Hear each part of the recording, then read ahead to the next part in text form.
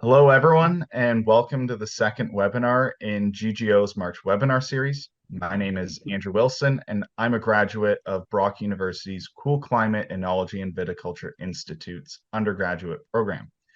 Currently, I hold the position of winemaker at Oxley Estate Winery in the Lake Erie North Shore viticultural area, and I'm proud to be a member of the Grape Growers of Ontario's Next Generation Committee. This webinar series is part of an Employment Ontario project funded by the Government of Canada and the Government of Ontario. We thank them for their support and thank you for joining us. I'll provide a brief description of the Grape Growers Ontario's Next Gen Committee and then introduce our speaker today. The Grape Growers of Ontario Next Gen Committee is a collective group of grape and wine industry partners empowering the next generation to create a unique and thriving grape and wine industry that dominates the global stage. We advocate on behalf of the next generation of grape growers and winery stakeholders to foster sustainable growth and success. Our goals and activities focus on promoting agriculture education and careers, attending trade shows and events on behalf of the GGO, attending key government relation events, and telling real farming stories that build community and interest in Ontario grape farming. Today, we are joined by Marissa Neuner, who will be presenting Making Connections, COVI Students and Employers. Marissa Neuner began her career in 2013 studying fermentation in the BC wine industry and earning a Master's of Science. After many years working as a winemaker, she launched her own consulting firm in 2020, Cellar Door Analytics, to bridge the gaps between research and development, academia, and industry. Now she furthers her goals as a science communicator with the Cool Climate Oenology and Viticulture Institute at Brock University, acting as senior lab demonstrator and advisor to students within the Oenology and Viticulture Program. Welcome, Marissa. I'll pass it over to you.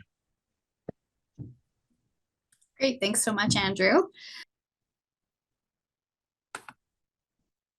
All right, everybody. So as Andrew mentioned, my name is Marissa. I'm currently a part of COVI now. I've been here since June.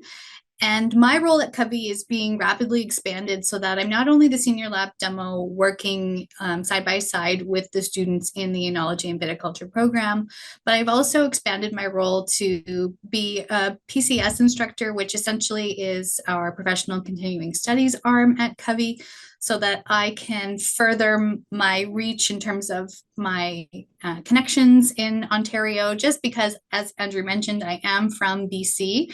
And so my winemaking repertoire stems from the West Coast. And the best way for me to really dive in full throttle into the East Coast out here is to get as involved as possible. So I do the senior lab demo role, I do the PCS instructor role, and I'm also the advisor to students. And part of the advising capacity that I have is being expanded so that I can actually reach out to industry in many other ways, whether it be through co-op placements for students, volunteer opportunities for students, and actually I get job opportunities sent to me constantly. So we are actually extremely well connected at COVI. And so that's why today I'm very happy to be speaking to you on my presentation today called Making the Connection, how COVI students and employers have the options to connect in the ways that we are developing the program. And what that actually seems to mean is that we have to think very holistically. We can't just think about the jobs that we know exist in winemaking and grape growing. There's not just jobs in cellars, hospitality, and vineyards. We've had to expand and be a lot more broad in what positions are actually available for people beyond just the making and the growing and the selling of the products. We've had to think into how can we make our logistics side of things much more practical and efficient. We've had to branch out so that we have the economy of scale to think about largely. And there's plenty of opportunities in the workforce for people to get into the economics of wine and the policy of wine specifically do very, very well. So there's very many positions involved in terms of the wine industry in general that have so much more of a broader reach than just growing, making, and selling the product. But what's chiefly difficult, especially for a newer student that's coming up through school and is just entering the workforce, is figuring out how they can meet more people in general than just who you see day to day on campus or in your after campus activities. Most importantly, I think to people though, because of COVID, is now we're all starting to think about what can I expect as an employee and what is my employer expecting from me. As an employee, as a millennial employee, I expect to be able to be fairly compensated. I expect to be able to work hard for a decent wage.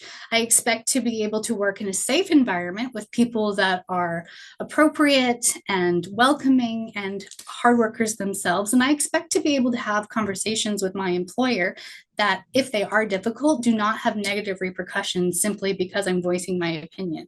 These are all things that, according to Deloitte, are extremely important to the younger generation of employees, and especially the group of people that came into working age during the time of the COVID-19 lockdown. And so this is not typical of the farming industry, the wine industry. In general, over the past 30 years. It's one of those industries where you work extremely hard, you put your back into it, and you show up for 15, 16, 20-hour days because you have to get the job done.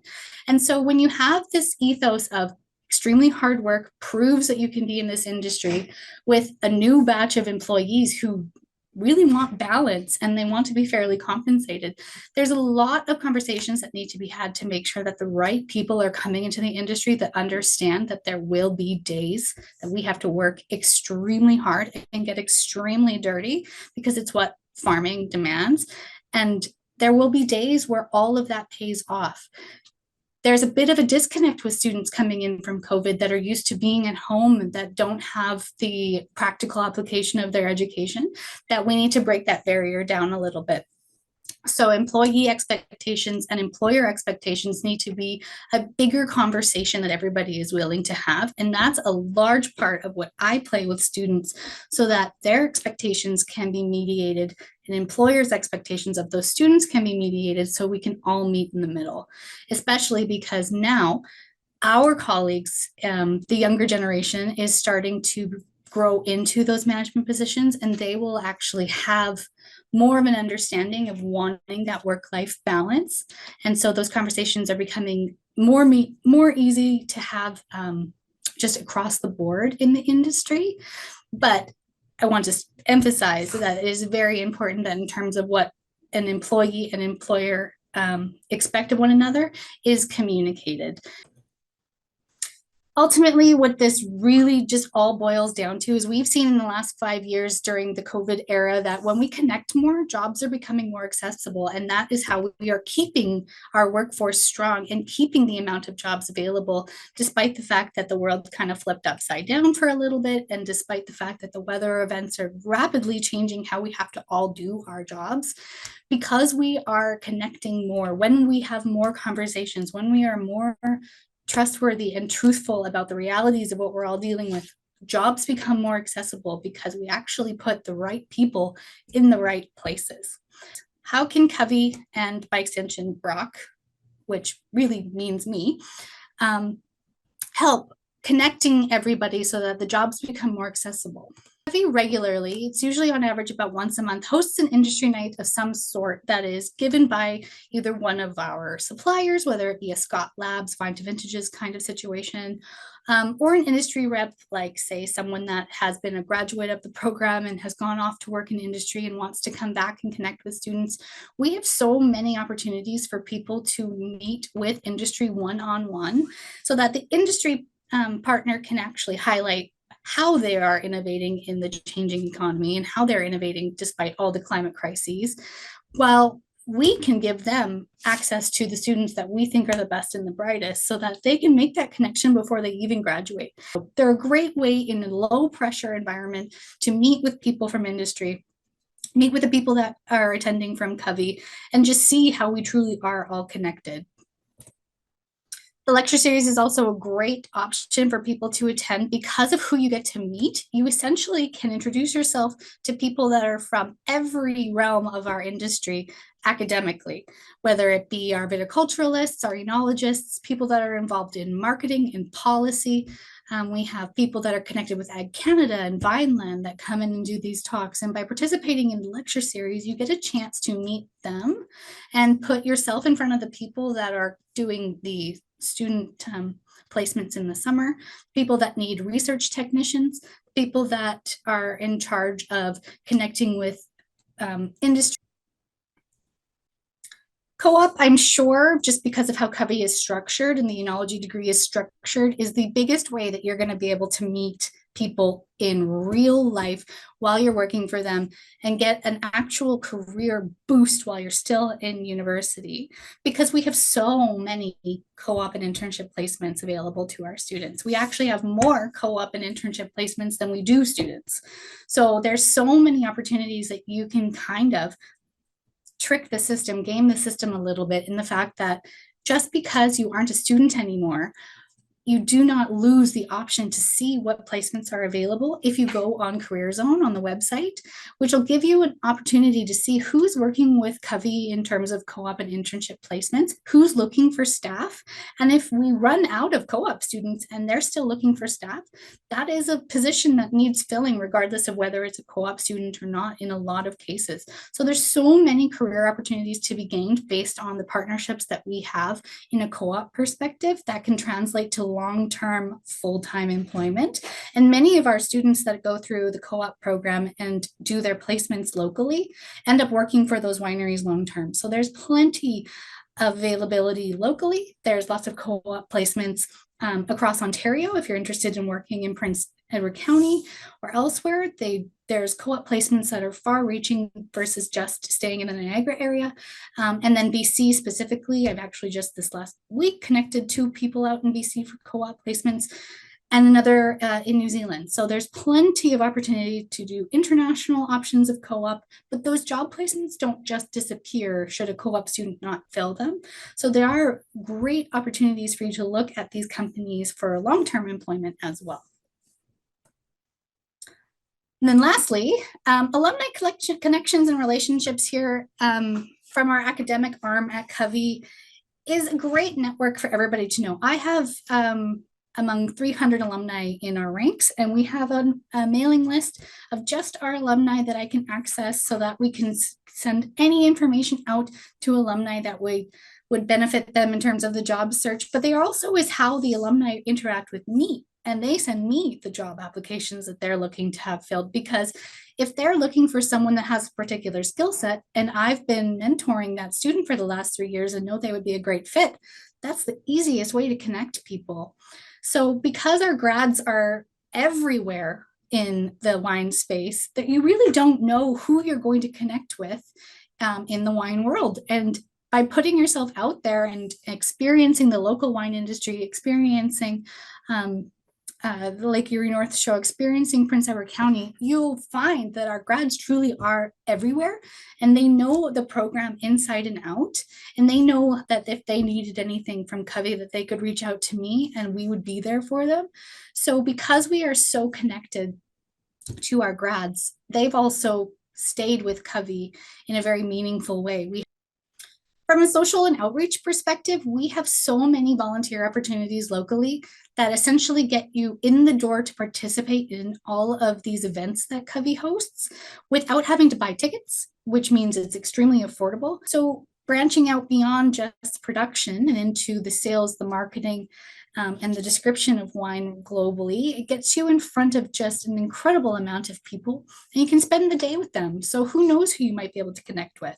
But these are all events that we ask volunteers to be involved with that are directly related to our student population or alumni or anyone who's working in industry that would just like to have a little bit more involvement, because we're wanting to be able to connect you with the people that could be influencing your career in a variety of different ways.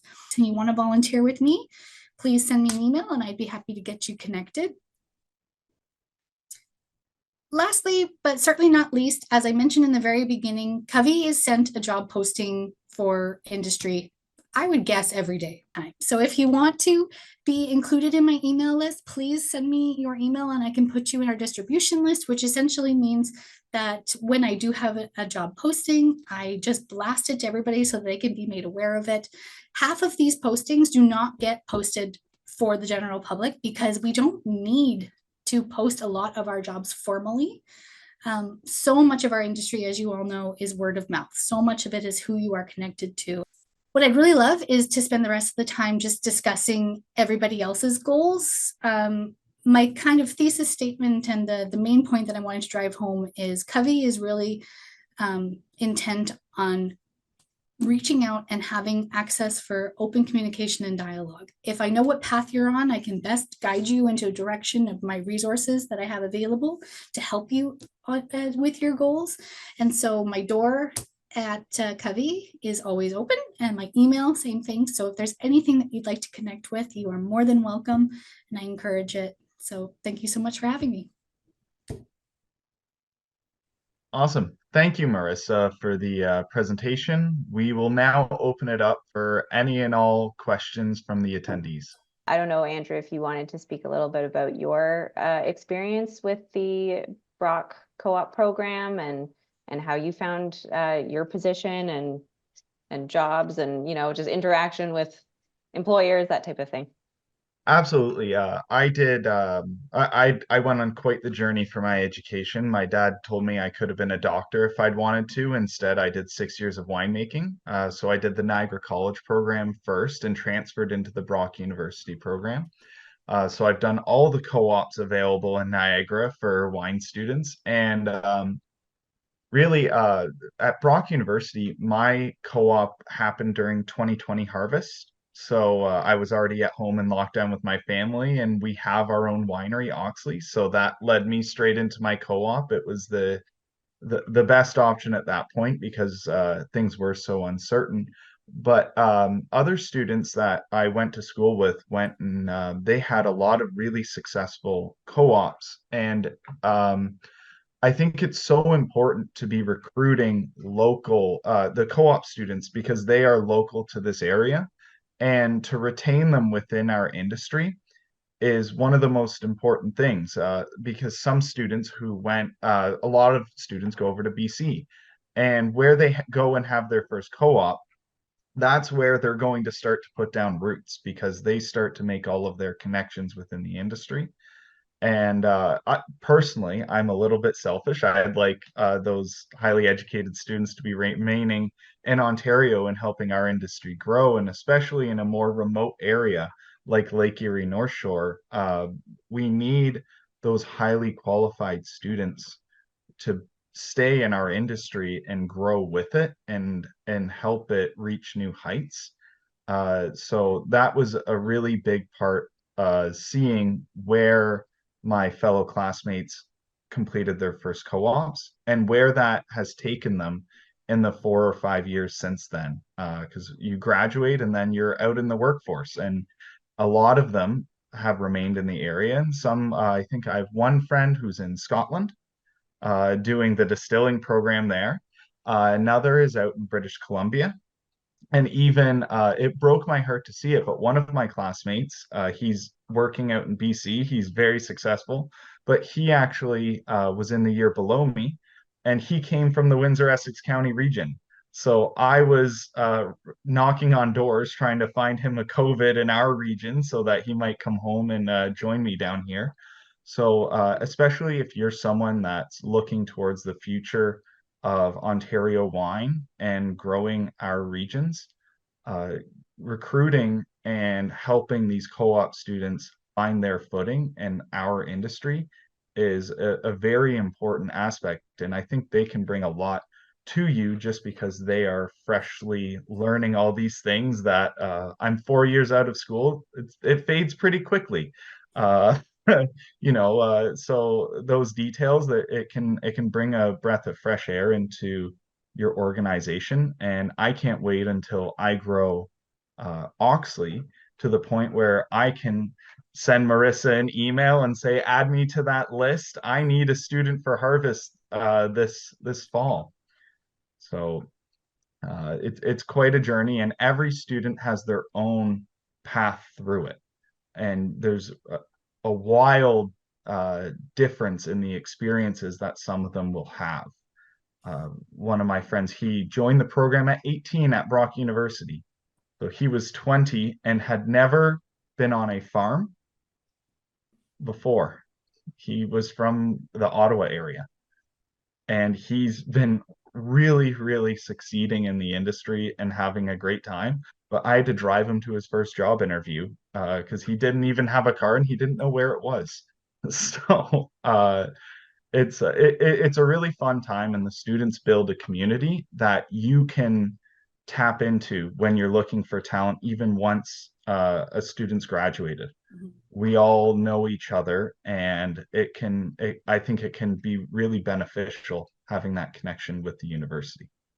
On that note, actually talking about making mistakes and growing, we do have a question that came through. It says, if I'm looking to hire a student, what level of work in a winery or vineyard like experience would you expect from a year 1 summer student versus maybe a year 3? I'm not sure when the co-op placement usually occurs in the Brock program, but maybe you can speak a little bit to I can that, speak to Marissa. that. So the first co-op placement happens in the summer of second year when they finished all their viticulture courses specifically. The idea being that they work in the growing season immediately after taking the year of viticulture based courses so that they can be pre-harvest summer students somewhere and apply everything that they just spent the last 8 months learning. Following that summer placement, they move into things like wine chemistry, wine microbiology, sensory evaluation, all of those tangible skills, which makes them take the fact that they've had a bit of viticulture experience, apply that to the winemaking side of things, and then typically they do an 8-month co-op, which has the growing season and a full harvest attached to it, so that they can reinforce those growing techniques that they got from their previous summer, and then move straight into a harvest season and experience all that harvest actually means in real life. Typically for our co-op students, they do that after their third year, but because our degree is structured so that we want them to experience a harvest, there's a little bit of flexibility whether they want to push that until after they've done all the coursework. People do that as well. It's an extremely flexible co-op schedule in the sense that they need to experience a harvest for them to really know whether or not this is the career path for them. And so our courses can kind of adjust themselves based on when they're doing their co-op placement. And all but one of our cohort right now is a co-op student. So it's extremely common that everybody's in co-op, and that's why our program is designed to make sure that the co-op placements are as practical as possible. So when you are in your first co-op placement, you're more suited to learning the viticultural skills in practice. When you're in your second and third co-op placement, you've had enough experience with viticulture and wine science, and you've done your processing course. So you've experienced many more aspects of it, and you've run pumps, you've turned on presses, all of those things, so that you're way more applicable to the harvest capacity that is going to be expected of you. So typically anyone in our third and fourth year that's going into their last co-op placements, they're ready to work in a cellar. That's great. So yeah, I guess the year 2 student may be someone who has never worked on a Yes, farm. they're going to be, they're probably going to be quite very green. Yeah. So they'll need, a lot more, not hand-holding, but guidance, and it will be more of a learning opportunity for them than just independent work. It will. We're just one of those interesting programs, though, that we're so niche that, I mean, half the people that come to Brock are in the same situation as Andrew, where it's a family considerate, like he's got his whole historical thing to lean on. So we have students we've got students whose family owns hundreds and hundreds of acres. We've got students who are part of winemaking families. We've got students who are part of consulting families. So there's really kind of a mixed bag of who's coming in and their aptitude. What co-op does, though, is it differentiates the students who are willing to put themselves out there and figure out how to do it from the students that aren't. And we really do need in our industry those students that are going to just take that deep breath, take that first step, and be brave and dive in, because wine might look all glamorous in a tasting room, but we've all been purple once, and we know that nope. So our co-op program will very quickly separate the students that are going to thrive from those that won't. That's great. There aren't any other questions in the chat. Are there any parting comments that either of you would like to make about co-ops and best way to get in touch with students or anything? I mean, Marissa, you've given your contact information. I feel like that's the best avenue. It really at this is, point. because co-op is one way of doing things, but the best way to keep involved is honestly, if there's, I mean, I'm new to the area, so I'm also on a fact-finding mission where, I mean, in the summertime, I'm going to be down by Pelee Island. I'm going down and I'm making myself available as part of my job. So whether it be meeting in person, which I'm happy to do, meeting via Teams about your goals, I've just been given the green light to connect as much as possible. So my email, as I said, is always open. I'm always in my office. And if anybody has ideas that they think Brock could help with, I'm happy to facilitate. That's great. Thanks so much. And thank you both for being here today. It's great to have both perspectives from people doing the program, but also doing all the management side of it as well, the administrative. So thank you both. And thank you to all our attendees. And I hope you have a great afternoon. Great. Thanks for having me. Thanks. Thank you so much.